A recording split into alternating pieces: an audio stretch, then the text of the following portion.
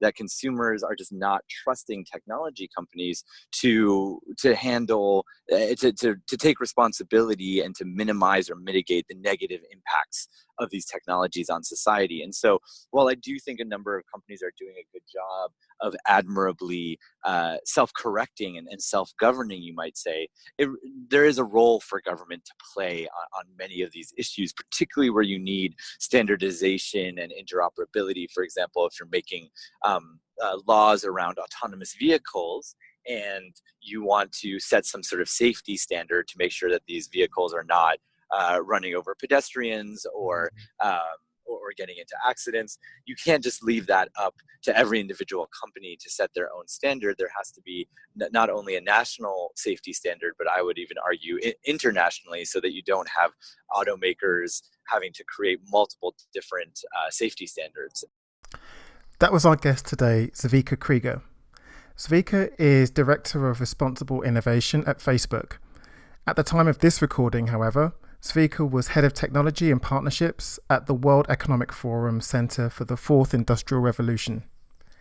In this episode, Zvika talks to us about the governance challenges of addressing the lack of trust in technology products and companies. In addition to that, he shares some of the inspiring work being completed by governments around the world, different companies, in an effort to deploy emerging technologies in ways that benefit society for the long term. I hope you enjoy this episode with Zvika Krieger. Hi Zvika, thank you so much for coming onto the show today. I'm really fascinated to learn more about you and the work that you and the team are doing. So thanks for making it on. Thanks for having me. So tell us a little bit more about yourself and how you came to be working in Silicon Valley with the World Economic Forum and really focusing on the issues that you are working on just now. Sure. Well, my name is Zvika Krieger, and I am part of the leadership team of the World Economic Forum Center for the Fourth Industrial Revolution, which we started about 3 years ago with a headquarters here in Silicon Valley. And over the past few years, we've opened centers for the Fourth Industrial Revolution in Japan, China, and India in 2018. In 2019, we opened centers for the Fourth Industrial Revolution in Israel, Colombia, and Dubai. And we've recently announced that we're going to be opening centers for the Fourth Industrial Revolution in South Africa, Rwanda, Saudi Arabia, Brazil, Norway, and a number of other locations. So really a global network, which I think is a reflection of the fact that the work we do is increasingly coming to define the global agenda. And so essentially what we're looking to do is bring together government, private sector, civil society, academia, technologists, all the main key stakeholders to accelerate the adoption of emerging technology in the public interest. And so what that means is, first of all, we're looking to accelerate the ways in which emerging technology such as AI or blockchain or gene editing could really benefit society. And then we're also trying to make sure that those benefits are evenly distributed across society so that everybody gets access to those benefits.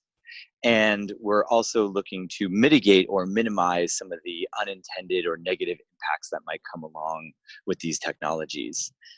And there are a lot of ways to accomplish that. And the way that our sort of theory of change, or the lever that we use through the Center for the Fourth Industrial Revolution in our global network, is policy and governance. And what we mean by that, first of all, is looking at government. And when most people hear policy and governance, they think of regulation and legislation. And we certainly spend a lot of time working with governments around the world on that. But we look at the full suite of tools that government has available to it to shape the trajectory of these technologies. And the reason that we focus on policy and governance is because that's actually where we see the biggest gap, where technology, the technical components of how do we make these technologies really benefit society, how do we advance the technical maturity, that's going to happen. The private sector is going to drive those technological developments.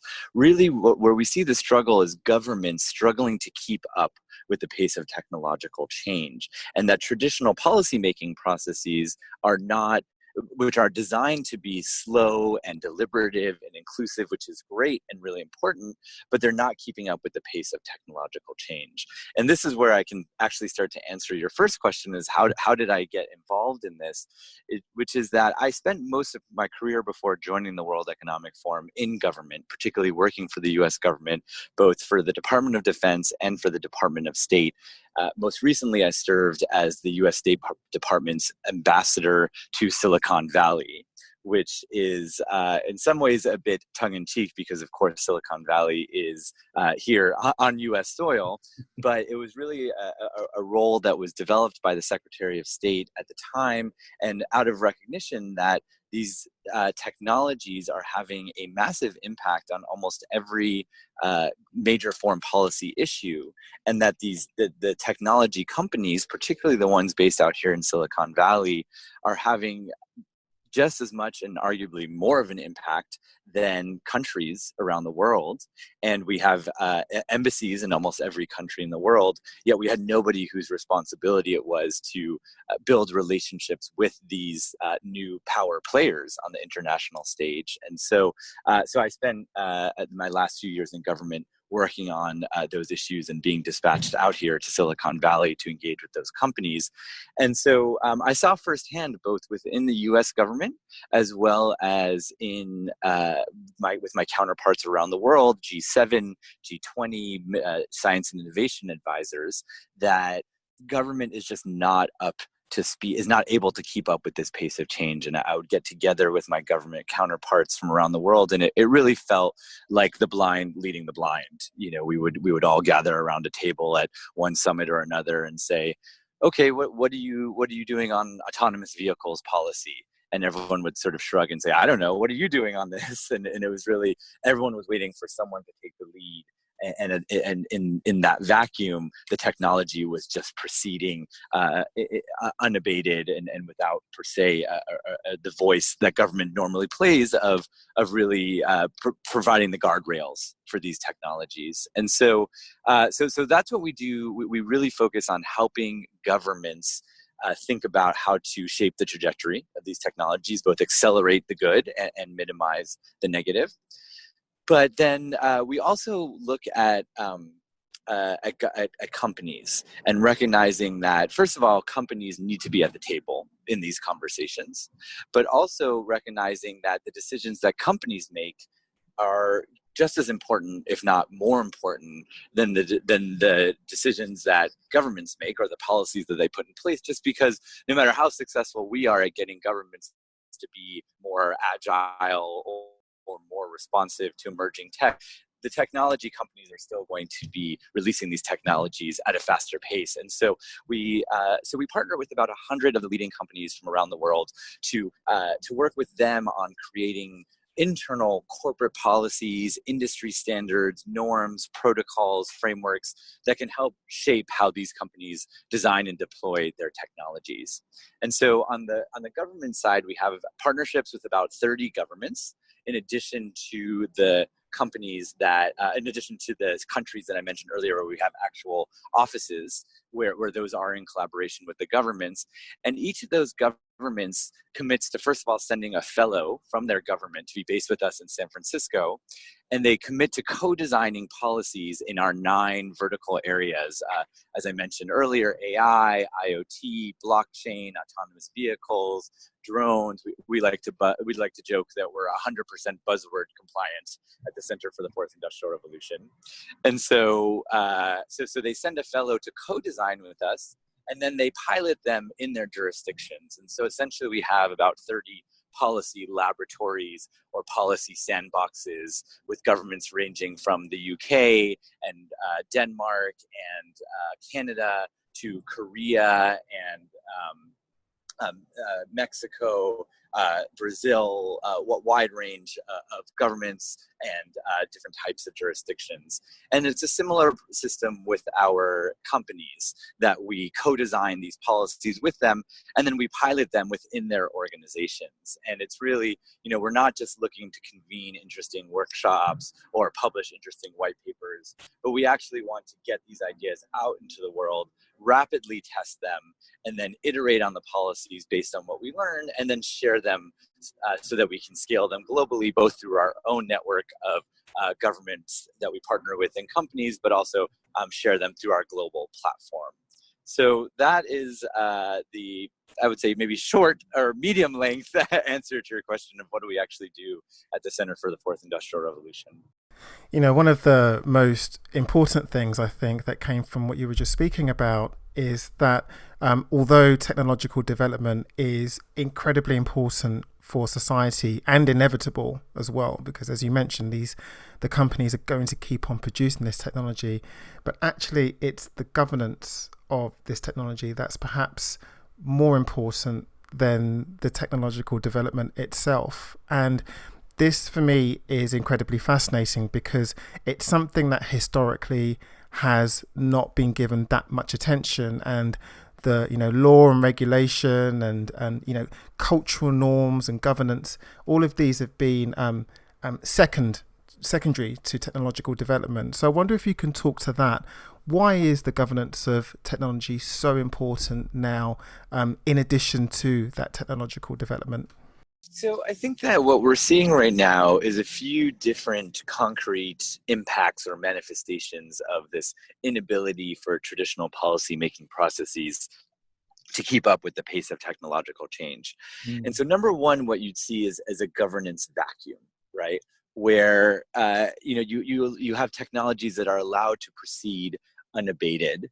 And while increasingly companies are looking to mitigate the negative impacts of their technologies, at the end of the day, they're really looking at revenue, right? And they're beholden to their shareholders. And so it's really the responsibility of government to curb those excesses. And so I think that, without the right policies in place, we might see negative manifestations in the form of privacy and surveillance around issues of safety and security, bias and fairness, and even just broader well-being, let alone the impact on civil society, on civic participation, on democratic norms. So that really is the responsibility of government. And while I think a number of companies are making a valiant effort to address those issues and are looking at I think the techlash, which is the term what we're seeing here very poignantly in Silicon Valley, but certainly around the world, which is the backlash against these technologies and a lot of the technology companies in particular, is really just revealing a crisis of trust, that consumers are just not trusting technology companies to handle, to take responsibility and to minimize or mitigate the negative impacts of these technologies on society. And so while I do think a number of companies are doing a good job of admirably self-correcting and self-governing, you might say, there is a role for government to play on many of these issues, particularly where you need standardization and interoperability. For example, if you're making laws around autonomous vehicles and you want to set some sort of safety standard to make sure that these vehicles are not running over pedestrians or getting into accidents, you can't just leave that up to every individual company to set their own standard. There has to be not only a national safety standard, but I would even argue internationally, so that you don't have automakers having to create multiple different safety standards. And so I think that we're seeing a gap.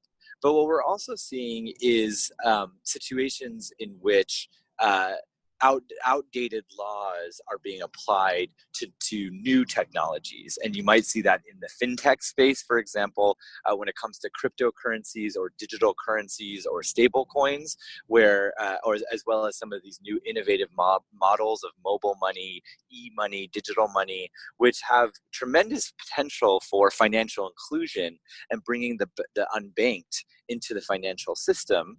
But a lot of these startups and these new innovative companies are being treated like traditional financial or banking institutions and having legacy laws that are being applied to them. And so, and thus preventing a lot of these innovative use cases from being deployed.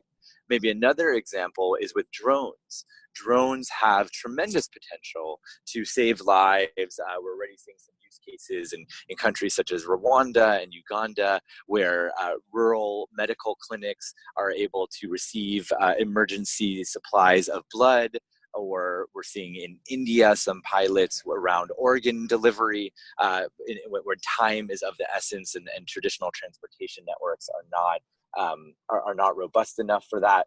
And so, but the problem is that many of these countries and governments are regulating drones just like they're regulating commercial aircraft.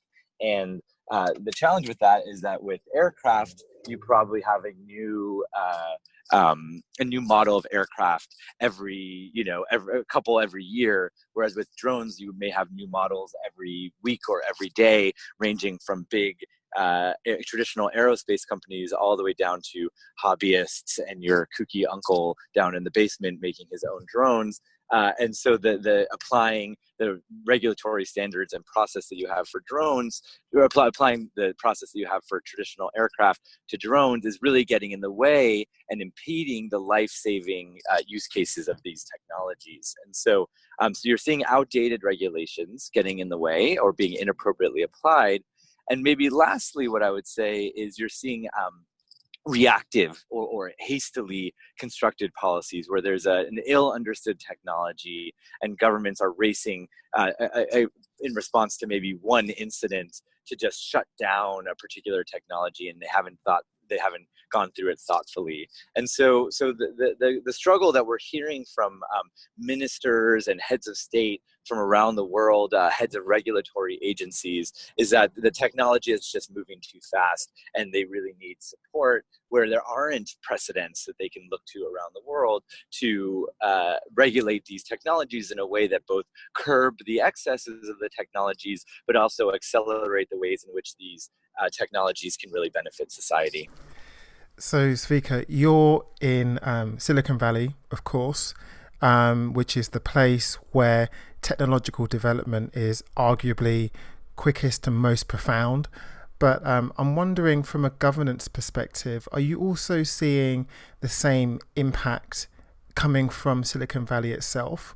Or are there other regions of the world where technological governance is really innovative and forward-looking and really an example to others? I think that there are some interesting things that are happening here in Silicon Valley. I think the city of San Francisco is an interesting case, because in many ways San Francisco becomes the petri dish or the laboratory for Silicon Valley's technologies. Because so many of the companies are based here. And so, of course, the first place they want to deploy is in their own backyard.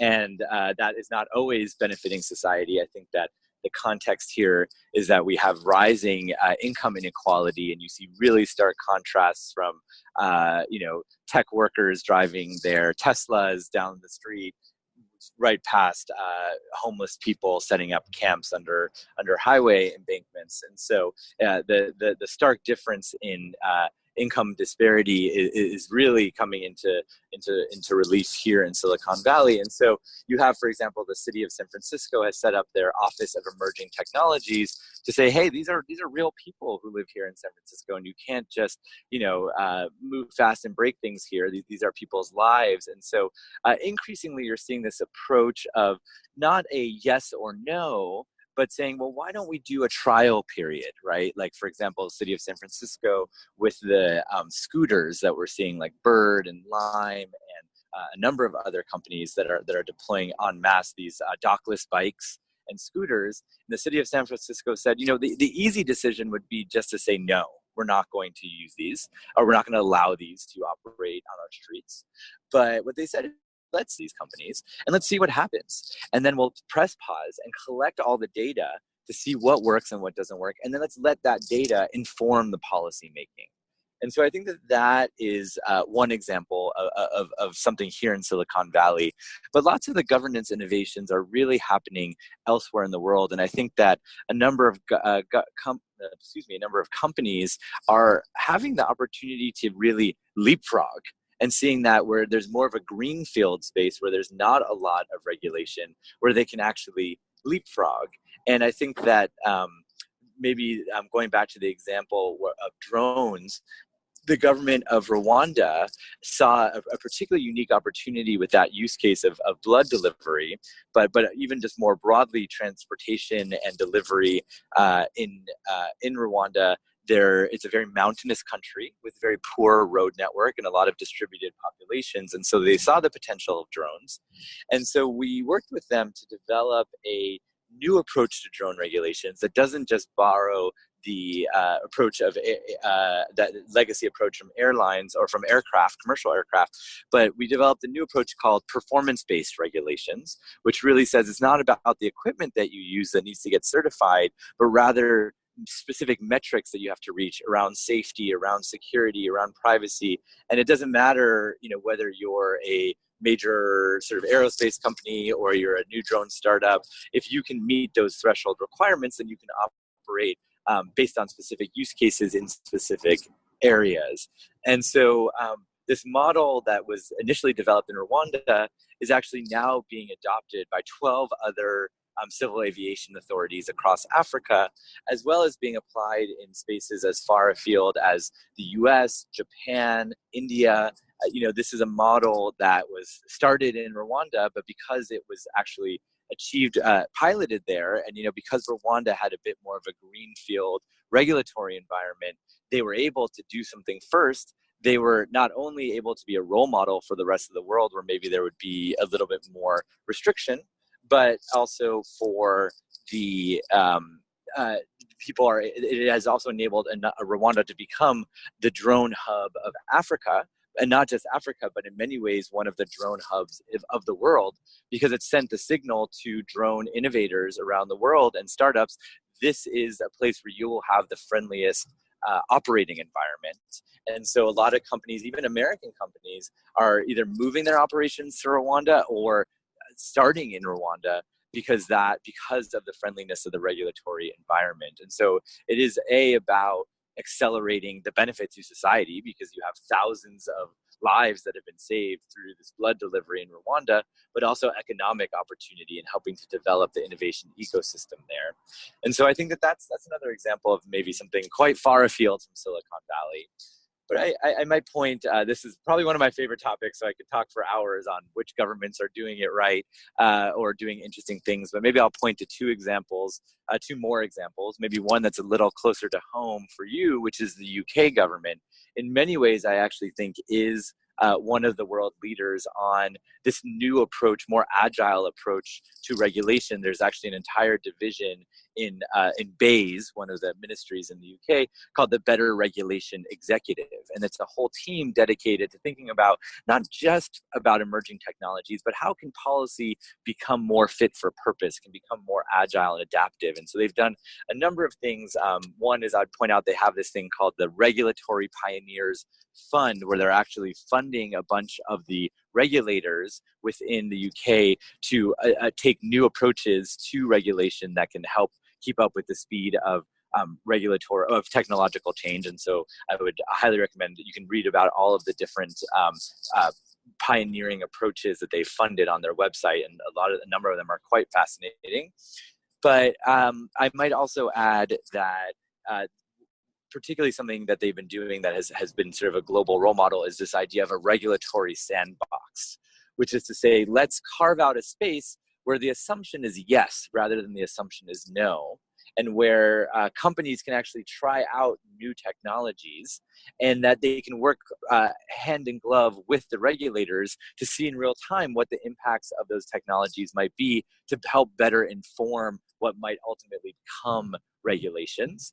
And so the UK really piloted this in fintech with their fintech sandbox.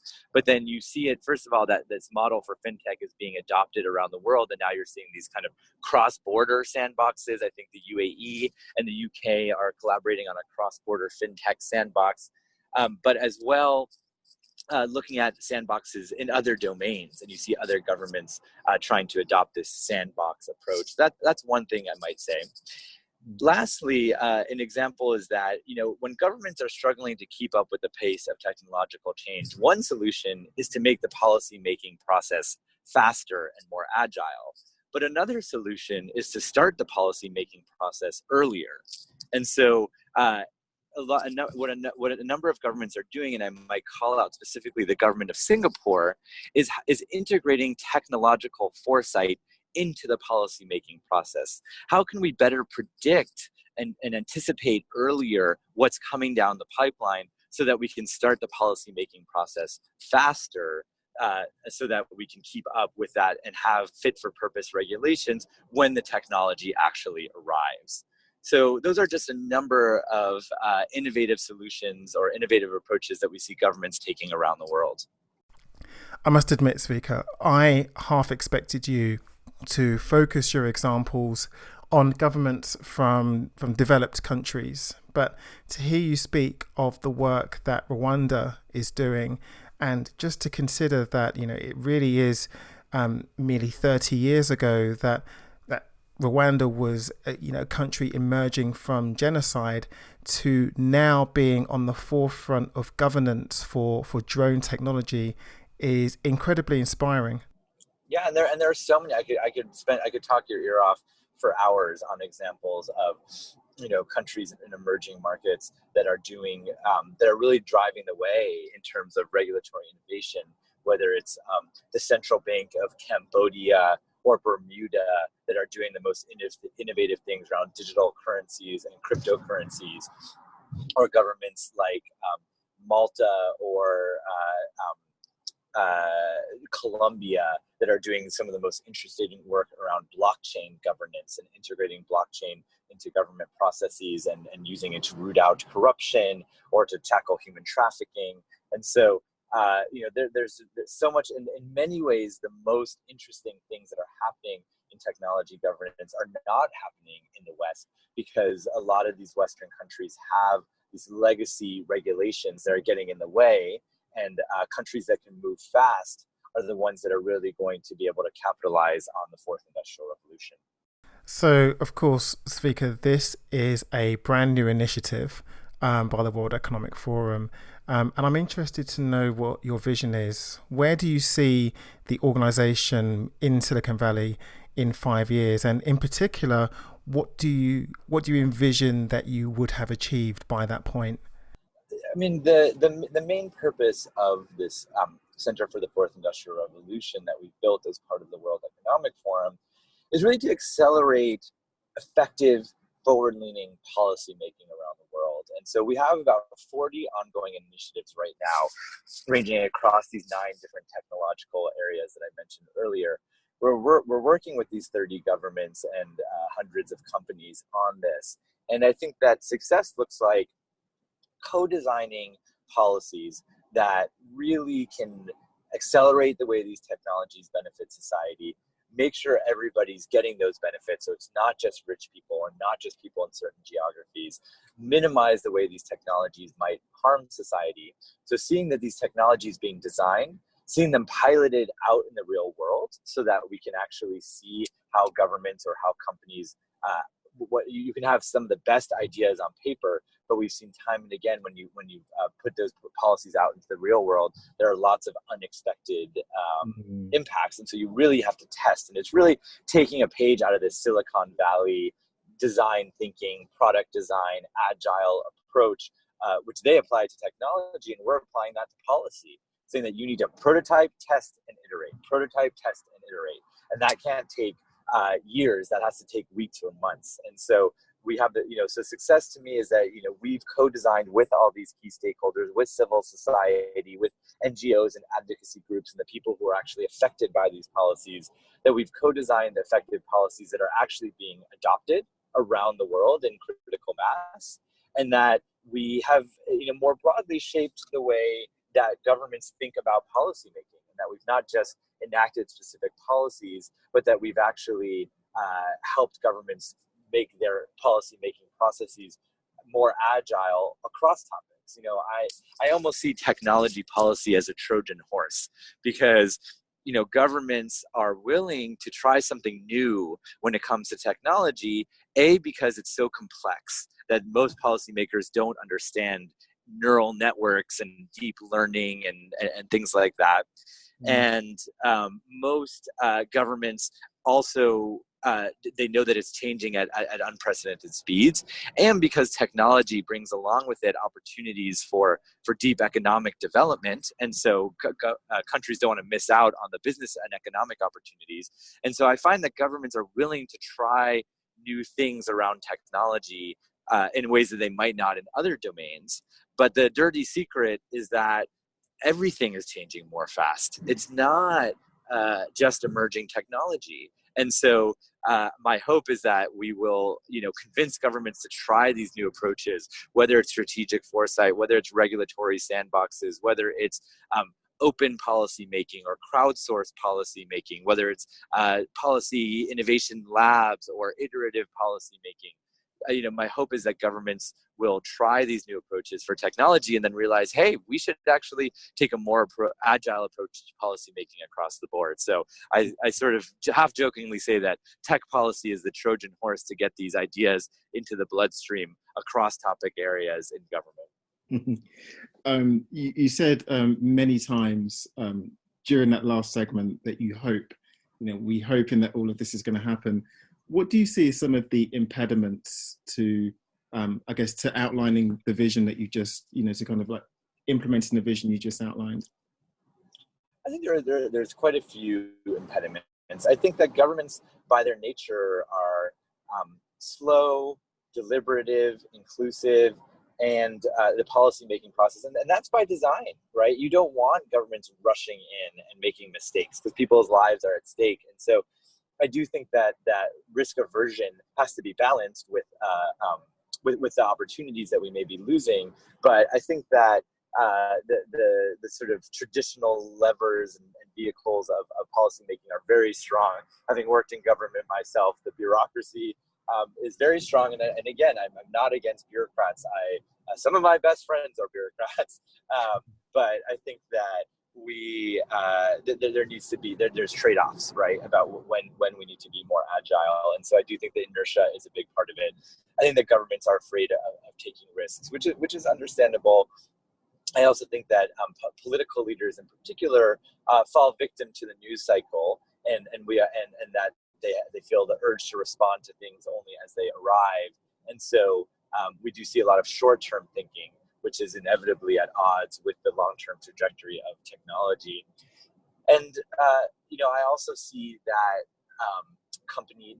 governments are lacking in the skill sets that are needed, and particularly when it comes to technology. And so I would like to see policymakers of the future really feel the need to prioritize that skill set and that expertise. And we're doing our part to work with the public policy master's programs and universities that really train that leadership cadre, next generation of policymakers, working with the in-house civil service institutes with countries around the world to help create curriculum around that. So really empowering them to build that expertise, but also creating flexible hiring authorities to bring technologists into government that may not have the typical profile, let alone may not be willing to wear a suit and tie to work every day. But we need to bring their expertise in order to give government the skills and the tools that it needs. And I do think that, for many years, the technology companies had free reign. And I do think the combination of new regulations such as GDPR and pending regulations similar to that around the world, coupled with a real palatable sense of the techlash and the loss of consumer trust, there's this recognition that companies need to move beyond just typical approaches to corporate social responsibility and feel good social impact work to really putting in place significant efforts to better anticipate and then mitigate the ways in their technologies might impact society. And I think we are seeing a promising trend across Silicon Valley and globally of companies setting up teams and divisions to tackle that more systematically across their companies. Zvika, thanks so much for spending time with us today. Where's the best place for people to find out more about the work that you're doing and connect with the team? Please check out our World Economic Forum website, weforum.org. You can go straight to the Center for the Fourth Industrial Revolution site by doing wef.ch/SF, like San Francisco. And on there, you can read all of our reports, all of the policies that we've co-designed, all the learnings from our pilot projects, everything that we do, we release publicly because we want to be able to, our top priority is being able to scale what works globally and share our learnings with the policymakers and the folks within companies who need this the most. And so highly encourage folks to check out. We've also got lots of great videos and podcasts and reports and whatnot for you to enjoy on the site as well, to help those of you who are looking to learn a little bit more about these technologies at a foundational level. Well, thank you all. Zvika, Krieger, thank you so much for spending time with us today. It's been a real pleasure having you on the show, and I've learned a great deal. So thank you so much. My pleasure.